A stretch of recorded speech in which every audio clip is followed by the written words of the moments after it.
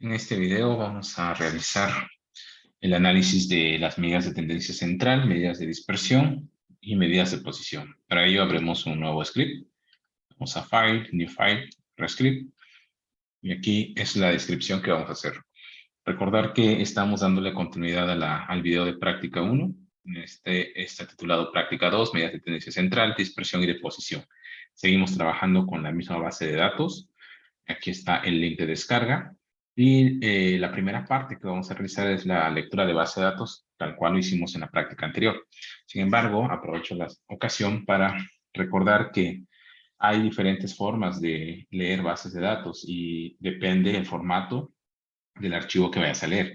Por ejemplo, en este caso, si tenemos una opción, si tenemos un archivo con extensión de Excel, con extensión XLS, o XLSX, entonces tendrás que instalar, quitarle el comentario a esta línea y utilizar la instrucción instant.packages y el paquete a utilizar sería readxl. ¿De acuerdo? Por ejemplo, para fines de este video, yo podría correr esta línea y me aparece que debo de restaurar R para que se instale, debido a que ya lo tengo instalado. Sin embargo, si le doy que sí, no pasa nada. Comienza a reinstalar el paquete y listo. Ya lo ha instalado, bueno, perdón, está instalando y ahora sí ya lo terminó de instalar. Recordar que una vez que instala el paquete ya no es necesario volverlo a instalar, sin embargo, puedo poner nuevamente el comentario para que no se vuelva a ejecutar esta línea. Ahora, en caso de que nuestro archivo sea un archivo con extensión CSV, que es un archivo de Excel de valores separados por comas, entonces tendrás que utilizar esa instrucción. Le quito el gato, el comentario, y tendrías que instalar este paquete. El paquete para la correcta lectura de ese tipo de archivo sería readr. Corres esto y ahí está. Ya lo termino de instalar. Ya lo instaló. Ahora vuelvo a ponerle el comentario para evitar que se esté instalando en cada momento. Recordar que como la base de datos está en este link, la tienes que descargar previamente y tenerla en la carpeta. Te recomiendo ver el video 1. Ahora, eso ya lo tengo previamente guardado. Ya descargué esta base de datos. Está guardada en la carpeta. En el video 1 muestro la página y cómo, en qué botón darle clic para descargarla. Sin embargo, aquí está. Entonces, vamos a hacer la lectura de la base de datos y para ello nos vamos a ir a este botón, como ya es costumbre, la manera más fácil, Import Dataset, y debido a que el archivo que estoy tratando de leer tiene extensión CSV, entonces la forma correcta será mediante readr. En caso de que fuera XLS o XLSX, tendrás que elegir from Excel. Bien, doy clic en readr, me va a mandar a este cuadro. Vamos a buscar la carpeta donde se encuentre este archivo.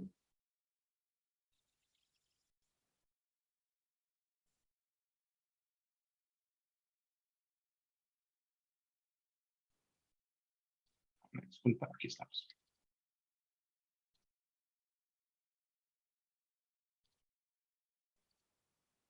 Listo. Entonces, ya estoy en la carpeta donde se encuentra mi archivo. Lo selecciono y le doy a abrir. Tienes que esperar a que te muestre la vista previa. En caso de que te mande un mensaje es porque te equivocaste de opción. Como puedes observar, ya está la vista previa.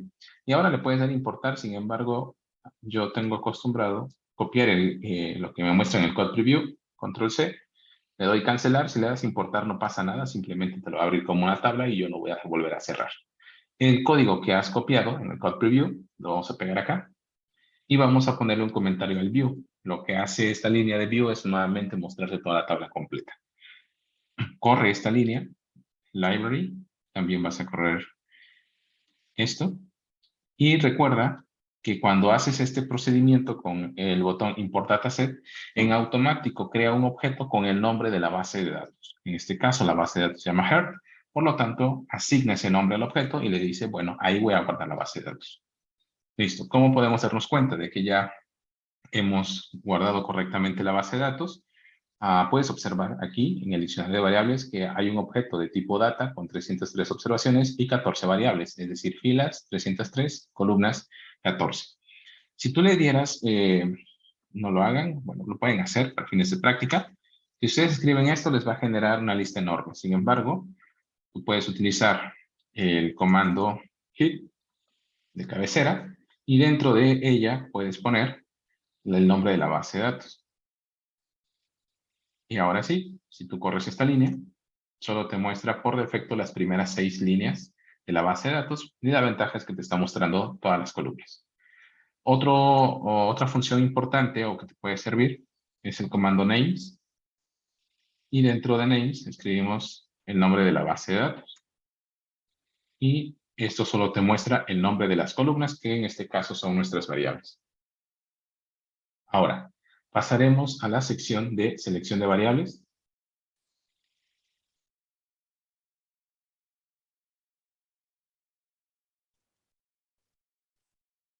Y bueno, en este caso, para fines de la práctica, para no hacer el video muy largo, vamos a elegir solo 3 de ellas y solo vamos a trabajar con una. Esta situación de elegir 3 no es estricta, tú puedes escoger las que tú quieras. De hecho, te invito a que no solo hagas 3, sino que cambies. Y la idea es que para extraer información de una base de datos, cuando solo te interesan algunas cuantas variables, es la siguiente. Vamos a crear, en este caso, vamos a estar interesados en tomar la variable edad, la variable sexo, y la cuarta columna, que es presión arterial. Entonces, primero, declaro un objeto que se llame sexo. ¿Y cómo voy a extraer la columna? En este caso sería la columna 2 de esta base de datos. Recordar que la base de datos se llama here. Entonces, escribo el nombre de la base, signo de precio, y me muestra todas las columnas que tiene. Voy a escoger la que diga sex. ¿Okay? Y listo. Corres esta línea y ahora puedes observar que te dice, hay un objeto llamado sexo que tiene un valor, un arreglo numérico de longitud 303. Asimismo, vamos a seleccionar, bueno, vamos a crear un objeto que se llame edad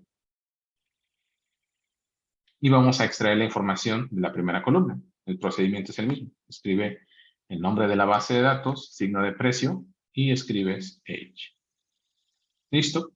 Corre esta línea y ahora se ha creado el objeto edad. Asimismo, voy a declarar un nuevo objeto que se llame presión. Recuerda no poner acentos a tus nombres de variables para que no te generen conflictos a la hora de ejecutarlos. Realizamos el mismo procedimiento, signo de precio, y ahora voy a la cuarta columna que corresponde a la presión arterial. Listo. Con esto, bueno, si corremos esta línea, se genera el objeto presión y ya tenemos 3 variables. Ahora, si yo no quiero trabajar ya con la base original y solo me quiero quedar con la base nueva que contenga esas 3 variables, es indispensable crear un nuevo objeto de tipo DataFrame, que lo que va a hacer es una subbase, una data.frame, y voy a agregar estas variables.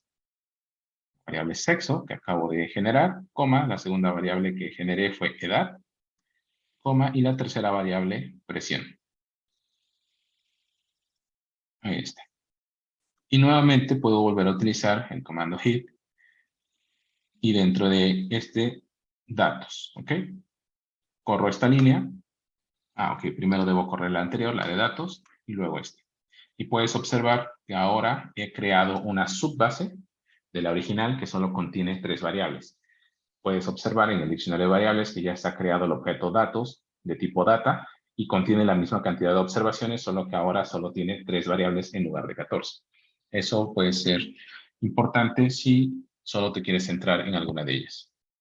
Bien, vamos al objetivo de esta práctica, que es encontrar las medidas de tendencia central.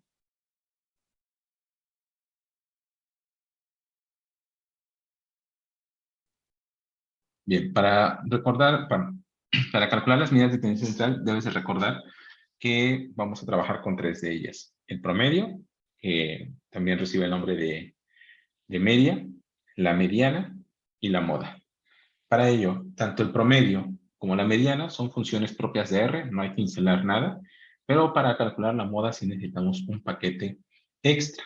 Y aquí es donde vamos a instalar ese paquete. Recuerda que hay 2 formas de instalar un paquete. Una puede ser con este botón que dice Packages. Seleccionas el botón Install y escribir en esta barra el nombre del paquete, que en este caso el que yo requiero se llama FDTH. Aquí está. Y le das instalar. Y no va a pasar nada, simplemente instala la carpeta local donde tienes instalado R y ya va a estar habilitado el paquete para su uso mediante una librería. Sin embargo, yo te recomiendo que lo hagas por el método 2, que es a través de una instrucción en una línea de comando. ¿Por qué razón? Porque si tú utilizas la primera, se instala en el momento, pero si después quieres compartir esa práctica o alguien más la quiere replicar y no sabe con mucho de R, pues difícilmente sabrá qué paquetes son los que debe de instalar en su equipo para que esa práctica funcione. Por esa razón, me gusta seguir el método 2. Install.packages y dentro de el paréntesis escribimos entre comillas el nombre del paquete, que en este caso es fdth. ¿Ok? Instala, corre esa línea y se empieza a instalar. Esperamos un momento, depende de la velocidad de conexión de tu internet y de tu equipo, ya se terminó de instalar. Y recuerda, una vez que ya se instaló, puedo ponerle un comentario y ya está. Ventaja es que si tú después de cierto tiempo vuelves a abrir esta práctica, pues te darás cuenta que necesitas instalar este paquete. Como ya está instalado, ahora vamos a cargar su respectiva librería, library, y dentro del library vamos a poner fdth. Ahí está. Corremos esta línea y ya está listo para utilizar. Bien. Ahora, ¿qué voy a necesitar para realizar esta práctica? De primera instancia, quisiera encontrar la longitud ya la conozco, pero quisiera tenerla disponible y guardada en un objeto, en una variable. Entonces voy a declarar un objeto n, el cual va a guardar la longitud con la instrucción length, gth, y dentro de esto vamos a poner, primero vamos a trabajar con la variable edad, por ejemplo. Bueno, presión, vamos a poner presión. ¿Okay? Corre esta línea y escribe abajo n y vuelve a correr la línea. Es decir, invocas el valor de n y que te lo muestre en consola y te dice que efectivamente tiene 303. Esto ya lo sabíamos desde este punto, pero la ventaja es que ahora ya lo tengo almacenado en una variable que puedo utilizar para fines gráficos. Esa es la longitud de, de nuestra variable presión. Ahora, vamos a calcular las tres medidas de tendencia central y explicaremos gráficamente por qué se le llaman medidas de tendencia central. Promedio, y en este caso el promedio se calcula con la función min y entre paréntesis presión. Es decir, vamos a calcular el promedio de los datos almacenados en la variable de presión. Corremos esta línea y escribe otra vez promedio y corre esa línea. Está diciendo que el promedio de los datos de presión es de 131.63. Bien, pasamos a la mediana.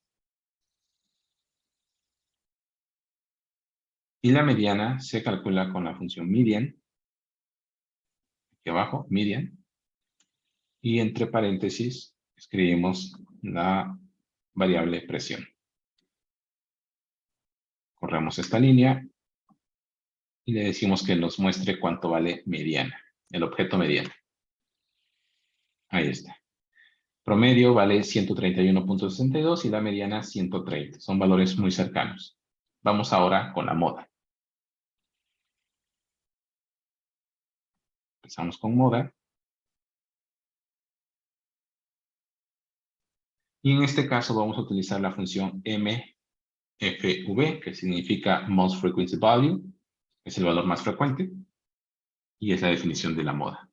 Se la aplicamos a los datos presión, corres esta línea, escribes moda y vuelves a correr esta línea. Y me dice que la moda es de 120. ¿De acuerdo? Ahora, ¿qué es lo que vamos a realizar? Vamos a hacer un gráfico de dispersión de estos datos de presión y trataremos de graficar estas tres medidas de tendencia central para verificar por qué se les llama así. Pasamos a nuestro gráfico. Entonces, vamos a utilizar un gráfico de dispersión. Para ello utilizaremos la función plot. Ahí está. Se la voy a aplicar a la variable presión. Coma. Vamos a ponerle un color. van entre comillas los colores.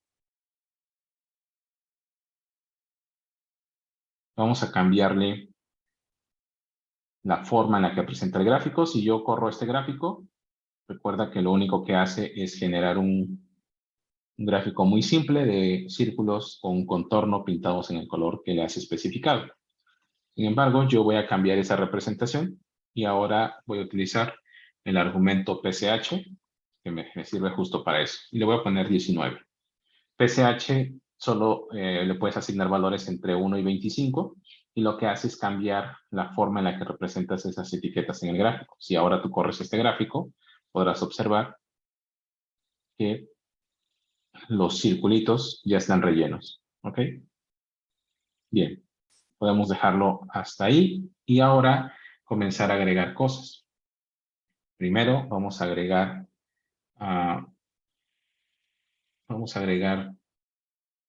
unas líneas. Para ello vamos a darle un salto de línea después del plot y vamos a utilizar el comando lines en plural. Ahí está, seleccionas. ¿Y qué vamos a incluir acá? Vamos a incluir, queremos graficar en el eje de las X y vamos a hacer una secuencia de 1 hasta n. Recuerda que la instrucción 1, 2 puntos crea una secuencia que se va incrementando de 1 en 1 hasta el valor n. En este caso ya vimos que n valía 303. Entonces voy a hacer una etiqueta sobre el eje de las X de 1, 2, 3, 4 hasta el 303. Y después en el eje de las Y quiero que grafique lo siguiente. Voy a utilizar la función rep, que lo que hace es repite valores una cierta cantidad de veces. ¿Qué valor es el que quiero repetir? Pues quiero repetir lo que valga la variable promedio. Entonces voy a escribir promedio, coma, y cuántas veces quiero repetir ese número. Lo quiero repetir n veces. Parece importante haber cargado la longitud de esos datos en la variable n. Me salgo de ese paréntesis y le voy a asignar un color igual a, por ejemplo, café.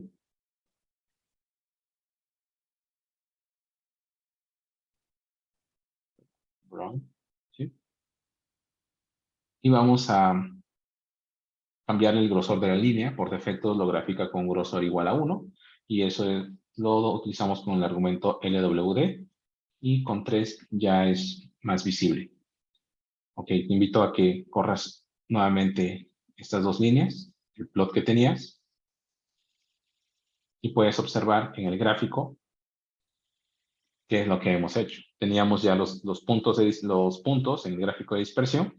Y lo que hicimos con la función lines, les decía, es que creamos una partición o unas etiquetas en el eje de las X, 1, 2, 3, 4 hasta el 303, y en el Y estamos repitiendo 303 veces el valor promedio, que valía, por aquí dice 300, no, el promedio vale 131. Entonces, a una altura de 131 va a graficar 303 valores, y como le estoy diciendo que los una con una línea, que haga pasar una línea por esos puntos, por eso se ve así. Bien, pues asimismo vamos a reciclar este código y lo voy a pegar dos veces más. Una y dos. ¿Y qué es lo único que voy a cambiar? El nombre. En lugar de promedio, voy a borrar la palabra promedio y voy a escribir la segunda medida, que es mediana.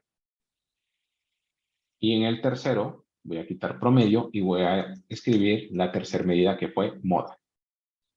De tal manera que si tú corres este bloque de código, vamos a cambiar el color antes de correr la línea, sean diferentes para que se puedan observar de manera correcta. Este lo voy a poner rojo y este lo voy a poner verde. ¿Okay? Selecciona el código, lo corres y ahí está. Entonces ya tenemos representado nuestras medidas de tendencia central, y se le llaman de tendencia central porque buscan o tratan de encontrar el centro del conjunto de datos. ¿En qué sentido? En el sentido de que si tú te fijas por la parte superior de estas líneas, se esperaría que aproximadamente el 50% de datos quede por arriba y el 50% quede por abajo. Por eso se le llaman medidas de tendencia central. Ahora, solo para mejorar un poco nuestro gráfico, pues sería bueno incluirle unas leyendas. Y en este caso, te voy a pedir que estaba así. Espera, estaba así. Y te voy a pedir que después del plot des un enter. Y aquí vamos a agregar las leyendas. Para eso vamos a utilizar la instrucción legend, que ahí aparece, entre paréntesis, x igual a, entre comillas, top right. Esta es la ubicación en donde quieres que aparezcan las etiquetas. Las leyendas, perdón. Top right, ¿ok?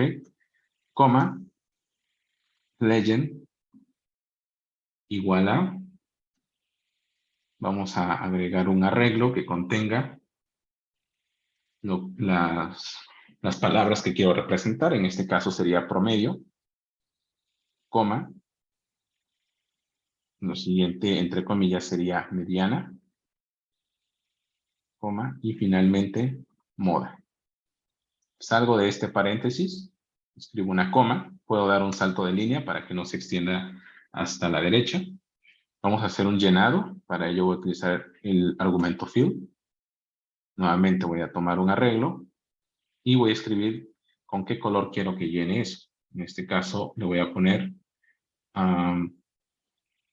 qué color utilicé para el promedio, café. Entonces voy a utilizar este mismo color. Lo puedes copiar o escribir como tú gustes. Y lo escribimos acá. Listo. Coma. Para el siguiente, que sería la mediana, tiene un color red. Entonces, utilizo el mismo color. Coma. Entre comillas, el tercer color que sería green. Sales de ese paréntesis, coma, y le puedes agregar un título con la instrucción title igual a, y en este caso yo le puedo poner tendencia central, entre comillas también.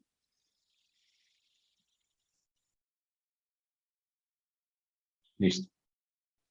Ahora sí, te invito a que vuelvas a correr el bloque de código y a ver que tenemos un errorcito. Ahora mismo lo ubico.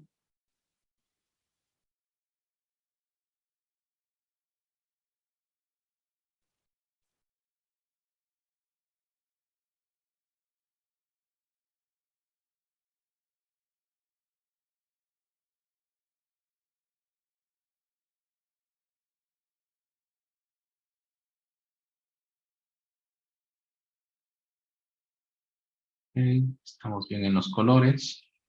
Estamos bien en el título.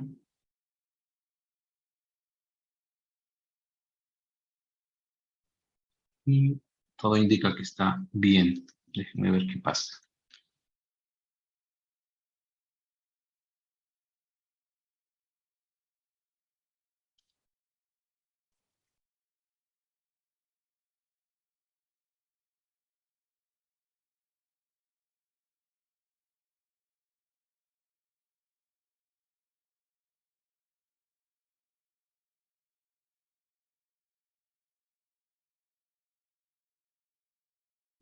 Ah, había escrito mal esto. GHT.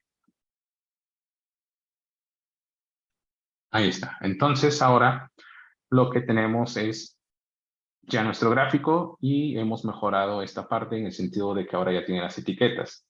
En color café está graficado el promedio, en color rojo está graficada la mediana y en verde está la moda. ¿De acuerdo? Entonces, de la misma manera vamos a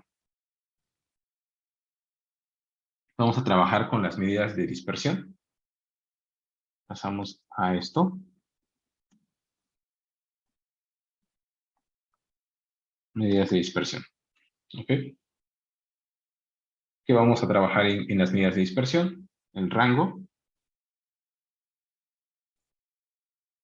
Y lo vamos a calcular con la función range. Si aplico range a presión, a la variable presión, y le das control enter, te dice que El rango de estos datos va a variar desde 94 hasta 200. Lo podemos observar aquí, en la escala de las Y. Me dice que el dato mínimo va a ser 94 y el dato máximo va a ser 200, que sería el correspondiente a este punto. Sin embargo, en estadística el rango se define como el dato máximo menos el mínimo. Entonces lo podemos calcular manualmente. Si yo declaro una variable que se llame rango y le digo quiero que hagas el máximo de presión menos el mínimo de presión. Y le digo que me muestre que contiene la variable rango. Corre estas dos líneas y puedes observar que el rango es 106, que equivale a restar 200 menos 94. Esa es la definición estadística. Pasamos ahora a la varianza. Y la varianza la vamos a encontrar con la instrucción var. Var, entre paréntesis, la variable presión. Y le digo que me muestre que tiene ahora varianza. Listo. La varianza mide 307.58. Sin embargo, a pesar de haber calculado la varianza, para fines descriptivos, lo más utilizado es la desviación estándar. Vamos a abreviarla con desbest. Sí, desbest.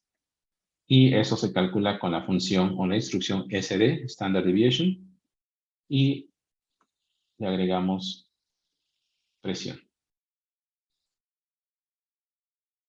Corremos esta línea y le digo que demuestre que tiene desbest. Ahí está, 17.53. Eso es lo que vale la desviación estándar. Bueno, pues ahora vamos a reciclar para avanzar rápido el código anterior del plot. Recuerda que aquí había tenido un errorcito, que había invertido la H con la T, y eso era el error. Ahora que ya funciona, te pido que recicles todo este código, lo copias y lo pegas aquí abajo. Ahora, ¿qué vamos a hacer? Seguimos trabajando con la variable presión, lo puedes dejar con el mismo color, con el mismo relleno, y lo único que vamos a cambiar van a ser, primero, aquí las leyendas. Ahora, el promedio, si estamos graficando el promedio, vamos a graficar en lugar de la mediana, escribe esto, voy a abreviarlo como promedio menos desbest. Esto es nombre, por eso lo puedo cambiar. Y en la otra, en la tercera, voy a graficar el promedio menos, más desbest. Desviación estándar. Ahorita explicaré por qué es promedio menos desviación y promedio más desviación. Es lo único que le he cambiado. Los colores, para que sea un poquito diferente, voy a seguir estos colores. Voy a cambiarlos a red. El primero. El segundo lo voy a cambiar a green. Y el tercero lo voy a cambiar a magenta. Voy a cambiar el título. En lugar de medidas de tendencia central, ahora estamos etiquetando las medidas de dispersión. ¿De acuerdo? Nuevamente vamos a agregar el lines y en lugar de promedio, bueno, el primero sí se queda, vamos a graficar el promedio con color correspondiente a este que sería rojo. Entonces, el promedio va con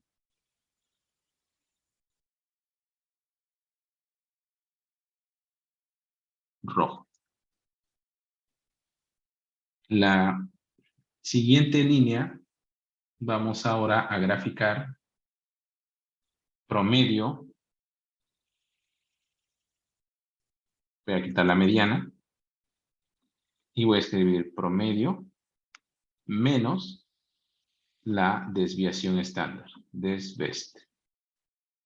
Es este objeto que hemos descrito acá, desbest. Ahí está escrito n veces. Eso es lo que estoy graficando. ¿Y en qué color lo quiero? En verde. Y en el tercero, en lugar de la moda, voy a escribir promedio más desbest. Recuerda, uno es menos y el otro es positivo. ¿Y qué color le voy a asignar? Magenta.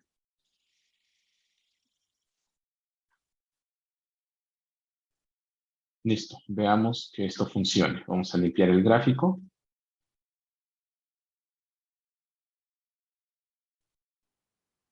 Ahí está, le ha colocado las etiquetas y ahora veamos las líneas. Listo. Sí funcionó nuestro gráfico, lo corrí línea por línea, pero también puedes correrlo por todo el bloque y genera el mismo gráfico. Ahora explico en qué significa esto. Las medidas de tendencia central siempre están en correspondencia al promedio. Es decir, estamos graficando la desviación estándar. La desviación estándar es una medida que cuantifica qué tan alejados están los datos con respecto al promedio. Hay una regla empírica que te dice que el promedio más menos una desviación estándar, pues deberá acumular entre el 60 y el 70% de los datos. A dos desviaciones estándar acumularás el 90, a tres desviaciones el 95, 96 y así nos vamos. Entonces, lo que podríamos interpretar es que entre la línea verde y la línea rosa o magenta se encuentra aproximadamente el 60-70% de los 303 observaciones que tiene nuestra base de datos. Y sí está bien, está en correspondencia promedio más desviación, y en verde promedio menos desviación, y en rojo la recta del promedio. Esa es la interpretación de este gráfico. Finalmente, pasaremos a las medidas de posición.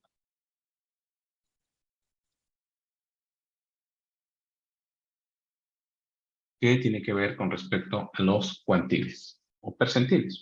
De hecho, puedes llamarle percentiles. ¿Y cómo los vamos a calcular? Voy a crear un objeto que se llame percentil, tal cual. Recuerda que el nombre de los objetos tú se los puedes poner, los puedes personalizar. Siempre digo, lo que va antes del símbolo de asignación, tú lo puedes editar y ponerle el nombre que tú quieras, pero lo que va después a la derecha del símbolo de asignación, eso no se cambia.